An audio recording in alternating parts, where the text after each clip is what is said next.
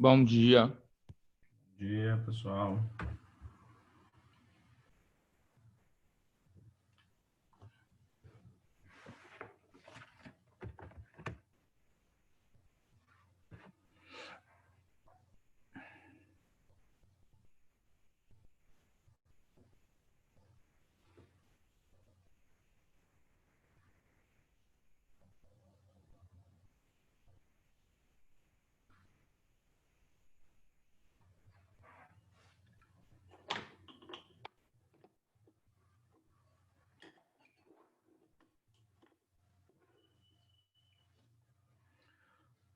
Vamos lá, pessoal. Bom dia. Vamos começar a aula.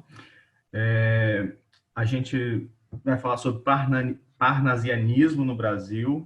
Então, informações importantes para vocês antes da gente começar a falar. O parnasianismo no Brasil, ele está dentro daquelas três que eu falei com vocês, né? Realismo, naturalismo, parnasianismo. Não é a mesma coisa, mas acontece ao mesmo tempo, tá? Então, assim, é muito difícil você separar. Se você for ver bem, você não consegue nem separar cronologicamente, às vezes, nem o romantismo disso tudo, tá? Então, tá terminando o romantismo, você já tem um realismo dentro do Brasil. Junto com o realismo, você depois tem uma vertente, né? Uma parte, uma subseção do realismo que começa com o naturalismo. E junto com isso tudo, existe na poesia, eu não posso dizer que o parnasianismo seja a poesia do realismo, não é isso. Mas o realismo e o naturalismo não trabalham poesia, eles são movimentos fortes da prosa, né? Quando a prosa se consolida, ela começa no romantismo, depois ela se consolida no realismo, então ela é muito forte, e aí a poesia fica meio sem rumo, meio sem um grupo, ninguém está dando muita atenção a ela, e é nesse movimento que surge na Europa um movimento de reação mesmo, né, de buscar trazer a poesia de novo para o cenário literário, e quando eles fazem isso, lá na Europa, né, ela também é uma reação àquela poesia do romantismo, então aquela subjetividade, né, impregnada de sentimentos e situações que não eram a realidade. Então a poesia parnasiana, ela não se envolve com aquelas características do realismo, mas ela é contrária também àquela subjetividade toda do romantismo, tá? Então o parnasianismo, ele vai propor uma arte pela arte. Então, a primeira coisa é entender bem o parnasianismo dentro desse contexto todo, sabendo que ela está ali junto com o realismo, junto com o naturalismo, que ela não é a mesma coisa, mas elas estão juntas e elas acontecem simultaneamente, tá? Então, não tenta colocar assim cronologicamente, porque não vai conseguir. As três estão juntas. Outra situação é que depois do parnasianismo a gente vai estudar o simbolismo. E aí é muito comum nas provas a gente fazer uma confusão entre parnasianismo e simbolismo, tá? O parnasianismo é uma arte, né? É uma poesia com rigor formal muito grande, tá? Ela é muito preocupada com a forma, por isso que os pré-modernistas e os modernistas vão atacar tanto quando a gente vai estudando lá pré-modernismo, depois a gente vai estudar modernismo aqui no Brasil, e a gente vai ver que eles atacam muito o parnasianismo, porque ele é o representante desse rigor formal, dessa escrita acadêmica, tá? E esse academicismo do parnasianismo ele vai ser muito criticado. O simbolismo, porque os dois são muito pequenos, né? São dois períodos muito pequenos, um período de transição, de mudança, é uma resistência que não dá muito certo. Então, tanto o parnasianismo quanto o simbolismo, eles são pequenos e as pessoas confundem. O simbolismo, a gente vai ver depois, é uma coisa mais mística, sabe? Eles são muito ligados ao sobrenatural, ao plano metafísico, sabe? Então, eles estão lidando com outras coisas que não são dessa esfera que a gente está vendo agora, porque o parnasianismo é extremamente objetivo, assim como o realismo e como o naturalismo. Então, o parnasianismo não foge dessa sequência voltada para a realidade, para a objetividade, tá certo? Então, não confundam o parnasianismo com o simbolismo é muito mais místico, tá? O parnasianismo ele é muito mais pé no chão. Ele tem uma necessidade de tentar fazer o olhar dos artistas e da sociedade se voltarem novamente para a arte. Eles também têm uma reação, né, ao realismo. Eles falam que a objetividade é importante, não ser como os românticos é interessante, mas assim, a literatura estava muito voltada para um plano muito da realidade e estava esquecendo um pouco da arte, né? A literatura realista e naturalista estava quase que se tornando um tratado científico, né? Defesas de tese, e eles não queriam isso, eles queriam essa objetividade toda proposta, mas para a arte. Então, em muitos lugares você vai ver que o parnasianismo é a arte pela arte, é uma tentativa de retorno, de voltar o olhar para a arte. Para a gente ter uma ideia de como começa isso tudo, a gente vai... Eles simbolicamente vão criar, né, vão criar um retorno. Deixa eu colocar aqui para vocês. Eles vão criar um retorno a esse monte aqui. Esse monte que é chamado Monte Parnaso, tá? Esse monte é o monte mais alto da Grécia, daquele contexto mitológico grego. Esse monte era o mais alto, era o lugar mais alto de toda a Grécia. E lá nesse monte tem o deus Apolo, tá? Ele vivia lá, cercado de mulheres, de pessoas. Nesse monte existe uma fonte, que é essa aqui, que é a fonte chamada Castália. Castália era o nome de uma mulher por quem ele se apaixonou e teve um amor muito grande por ela, e ele batizou o nome dessa fonte aqui. Nessa fonte, todos aqueles que bebessem dessa água, né, acreditava-se nessa mitologia, que todos aqueles que bebessem dessa fonte, né, dessa água, era inspirado à criação artística. Então, o que a gente tem nesse quadro mitológico aqui, né, do Monte Parnaso? Primeiro, novamente os artistas voltando à cultura greco-latina.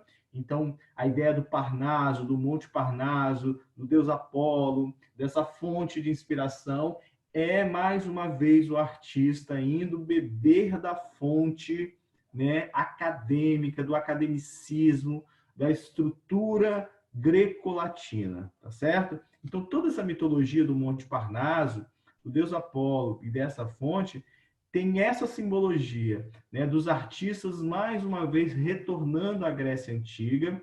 Então, ó, depois de um período totalmente racional, que é o do realismo, né, e do naturalismo, a gente vai ter mais uma vez aquela volta à racionalidade greco-latina. Eles não conseguem ficar muito tempo longe das inspirações gregas, tá? Então, o nome Parnaso vem de uma revista francesa da época que promoveu o parnasianismo, que chamava Le Parnasse Contemporain, que é uma revista do parnasianismo contemporâneo, né, na França. E esse Parnaso da revista vem desse monte, e desse monte a gente tem essa ideia de um retorno à cultura greco-latina, de um retorno à estrutura formal, à clássica, e isso vai trazer para a poesia uma característica muito formal, aquilo que vocês precisam guardar.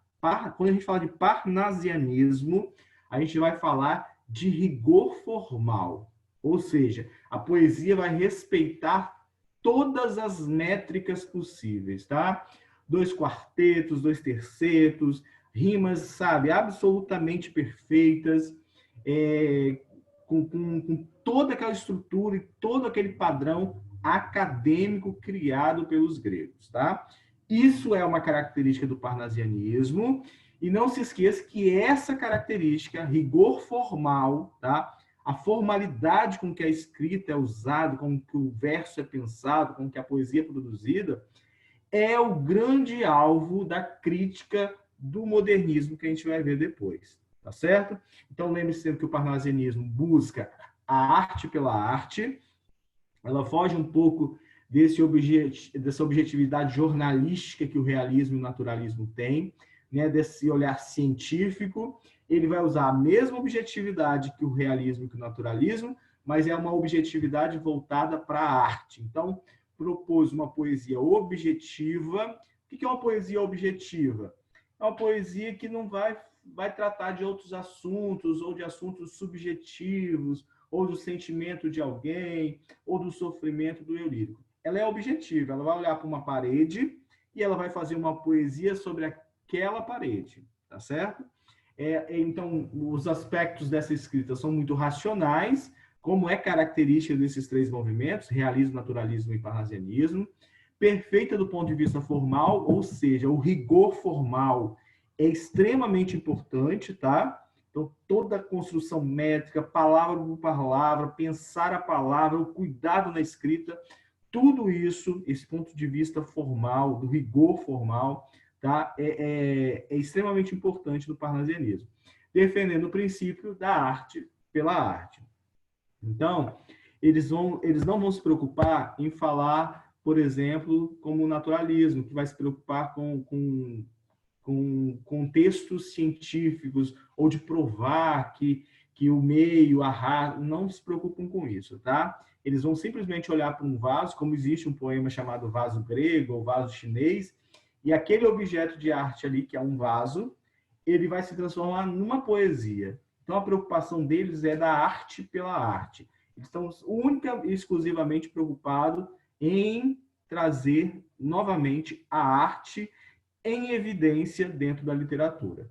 O nome Parnasianismo, então, vem dessa revista, Le Parnasse Contemporain, que reunia poemas, né, de autores lá, e tem essa invocação do Monte Parnaso, tá? O parnasianismo é uma manifestação poética da época do realismo e naturalismo, tá tudo ali dentro, embora ideologicamente se distancie da prosa dos realistas naturalistas, né? Nesse sentido que eu já falei, o parnasianismo é da poesia, o parnasianismo é voltado para a arte, o parnasianismo tem uma preocupação estética da escrita e do rigor formal da poesia, e o realismo é tudo aquilo que a gente já viu, né? Caráter científico, objetividade, descrição psicológica dos personagens. Então, esse olhar um pouco mais como se fosse uma escrita jornalística, né, e científica, fica no realismo e naturalismo. O parnasianismo vai querer uma poesia forte nos moldes gregos da arte pela arte, tá certo? Mas elas não brigam, elas não estão se chocando, tá? São apenas conceitos diferentes. O grande alvo da crítica do parnasianismo é o romantismo, tá? Ele não quer escrever como os românticos, eles não querem viajar na maionese, eles não querem a subjetividade, né, o interior do personagem. Ele quer olhar para fora, estabelecer um foco da sua observação artística e descrever esse objeto, esse muro, esse quadro, essa parede, né, esse vaso, o que ele determinar como objeto da sua arte. Querendo evitar os exageros, derramamentos sentimentais dos românticos, os parnasianos acabaram caindo muitas vezes no extremo oposto, transformando a poesia numa exibição técnica e do preciosismo formal. Então, se eu não podia falar de mim, falar dos meus sentimentos, falar de temas que às vezes se tornam até universais, mesmo sendo subjetivo, o exagero pelo rigor, né, e essa impassibilidade, que é uma característica desse que eu vou falar com vocês depois, transformou muitos das poesias parnasianas em poesias frias. Tanto é que nós temos alguns autores, vocês vão ver em algumas teorias por aí, né, em textos de apoio, que eles chamam os poetas parnasianos de poetas geladeira, tá? Tamanha frieza com que ele se põe diante de um objeto na descrição, tá? Então, essa frieza, muita preocupação com o vocabulário, muita preocupação com o rigor formal, distancia muitas vezes esse artista da questão mesmo poética, da questão subjetiva, da questão mesmo de empatia com o leitor, tá? O termo parnasianismo, então, surge na França para nomear os poetas dessa revista, o Le Parnasse Contemporain, né? Nós não temos lá grandes poetas que se destacam, tá? No parnasianismo, é a arte voltada para si mesmo, sem intenções políticas, morais, didáticas ou de qualquer outro tipo. O princípio que sintetizava os objetivos do movimento. Então, o parnasianismo, lá na Europa, a gente não tem um grande nome, o Théophile Gautier é um deles, mas aqui no Brasil também você vai observar que poucos são os poetas e eles não têm grande relevância no cenário né, de toda a literatura. Se você observar bem, você vai ter o Raimundo Correia, vai ter o Alberto de Oliveira, vai ter o Olavo Bilac, e desses, talvez o Olavo Bilac de maior destaque por ser um cara que não é só poeta, ele estava envolvido com a política, ele escreveu o hino nacional da bandeira, né, o hino Salve o lindo pendão da esperança. Esse hino foi escrito pelo Olavo Bilac. Ele é membro da Academia Brasileira de Letras, né? Ele foi membro da Academia Brasileira de Letras, e isso deu a ele notoriedade, e ele ficou conhecido como o príncipe dos poetas. Mas fora isso, você não tem nenhum grande destaque para esses poetas, tá certo? Então, o parnasianismo é um movimento pequeno, é um movimento que incomodou pouco e que, por ser pequeno, às vezes a gente confunde com outro movimento pequeno, que é o simbolismo, tá? No Brasil, a gente tem o Teófilo Dias, que, junto com Luiz Guimarães Júnior, né, que escreveu sonetos e rima, talvez foram os dois ali iniciais, os precursores, né? O Teófilo Dias com esse livro de poesia chamado Fanfarra, ele é considerado o marco inicial do parnasianismo. Em seguida surgem outros autores como o Alberto. O Teófilo não é tão importante quanto o Alberto, o Olavo e o Raimundo Correia, tá? Esses três, Alberto de Oliveira, Olavo Bilac e Raimundo Correia, são os três principais autores do parnasianismo, tá? O Teófilo Dias, o Vicente Carvalho, não tem tanta importância assim. Em Portugal, a gente tem o Gonçalo Crespo, que é brasileiro, mas casa e vai morar lá em Portugal, então ele se torna um escritor de Portugal e do Brasil. João Penha, João Feijó e Cesário Verde. O Cesário Verde, talvez, um dos que mais se destacam aí, tá? Então, quais os autores que a gente precisa se preocupar aqui? E, assim, pelo menos uma certa recordação do nome deles.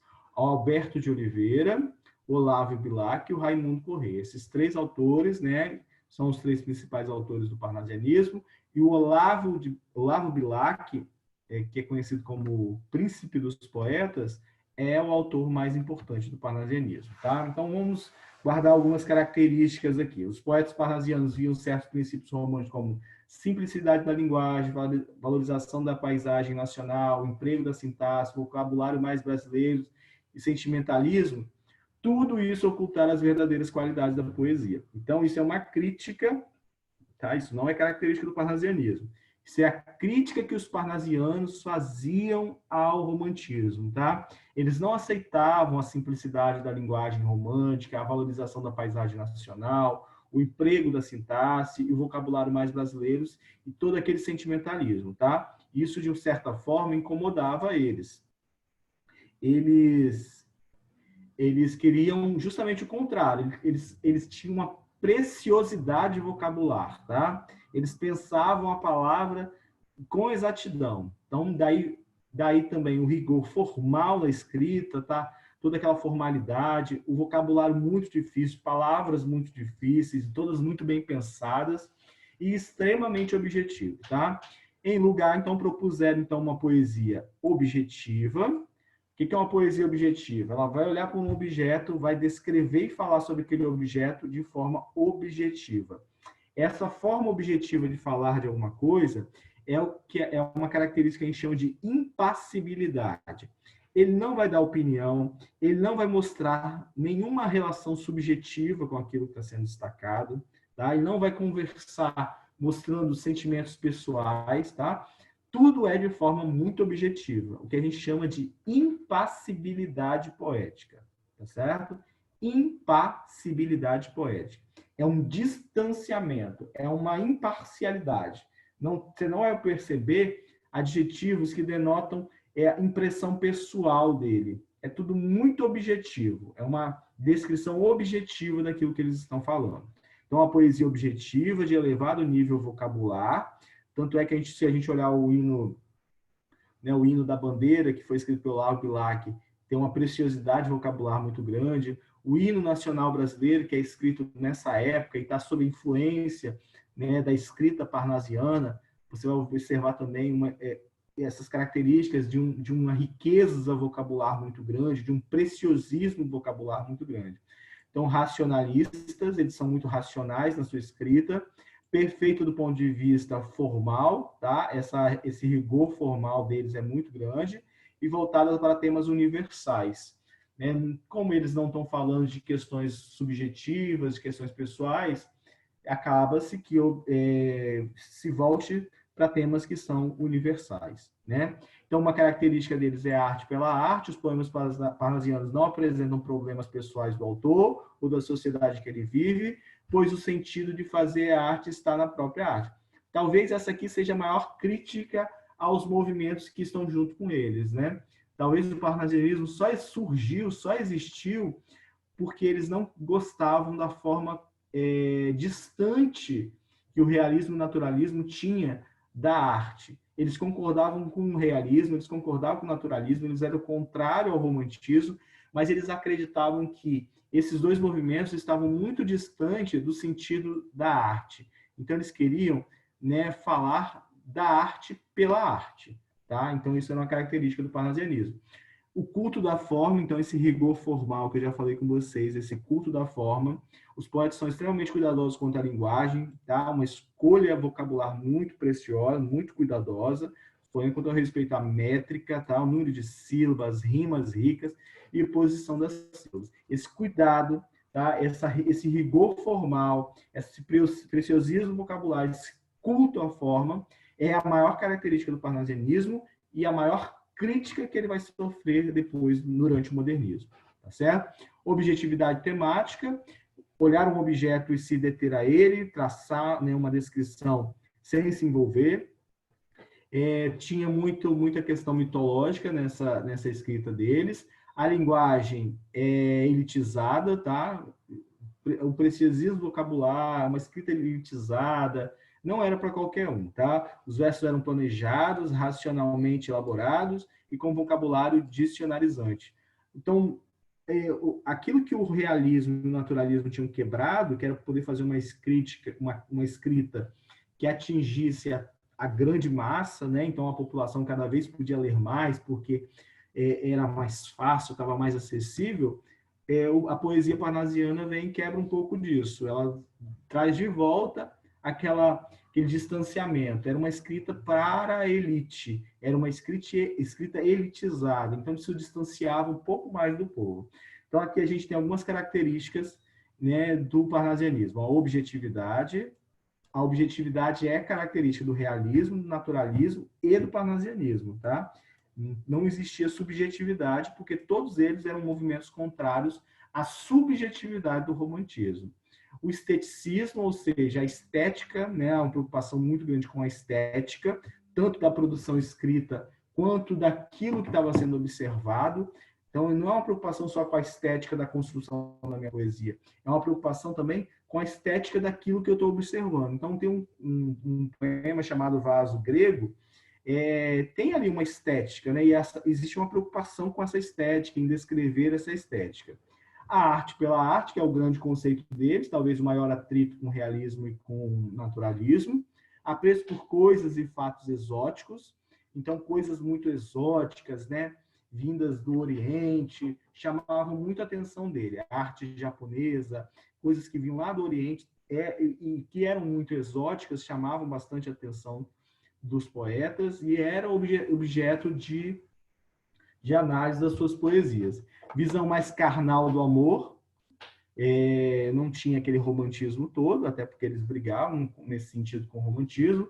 Temas da antiguidade clássica, mitologia, a Grécia Antiga, né, a arte grega, tudo aquilo que era da antiguidade interessava a eles, porque era da fonte onde eles se inspiravam, né? Uso de frase na ordem direta, na escrita das poesias, escolha de palavras raras, preferência por rimas ricas e preciosas, descrição detalhada, universalismo, ou seja, termos universais, e sensualismo. São algumas das características deles. O Raimundo Correia era um poeta chamado poeta filósofo, porque tinha muito de pensamento existencial dentro da sua poesia. E o Alberto de Oliveira era um poeta chamado poeta geladeira, tamanha a sua frieza na análise do objeto que ele estava descrevendo. Já Olavo Bilac, conhecido como o príncipe dos poetas, o mais importante, ele teve duas faces, tá? Uma primeira face mais parnasiana, que aí ele escrevia muito mais voltado para a estética, mantinha aquela impassibilidade, né? e aqui é a objetividade racional, um distanciamento do objeto analisado. E a face dele mais romântica é um pouco mais anterior, a forma parnasiana como temática romântica. Né? Ele estava ainda com um pezinho lá atrás. Tá? Então, são as duas características dele. Aqui está hino nacional brasileiro, mas é o hino da bandeira, tá? O Olavo Bilac, o príncipe dos poetas, algumas das obras que ele escreveu, alguns poemas. O Alberto de Oliveira, outro poeta importante, e Raimundo Correia, esses são os 3 poetas mais importantes. Aqui tem um poema, ó, só para vocês terem uma ideia de como que era essa escrita. Ó. Aqui ele está analisando de forma objetiva, ele transformou em poesia o olhar dele sobre um muro. Então o cara está diante do muro, você vai ver que não tem adjetivos que mostrem a impressão pessoal dele sobre aquilo ali, é uma descrição objetiva, detalhada, estética, artística sobre algo que eles estão olhando. E isso pode ser qualquer coisa, inclusive um muro. Ó, é um velho paredão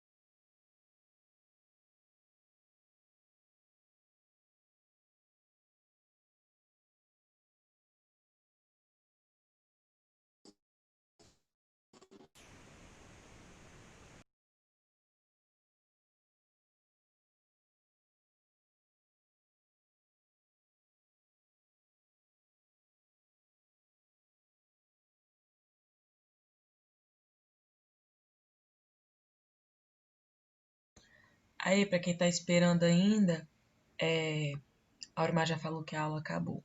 Falou.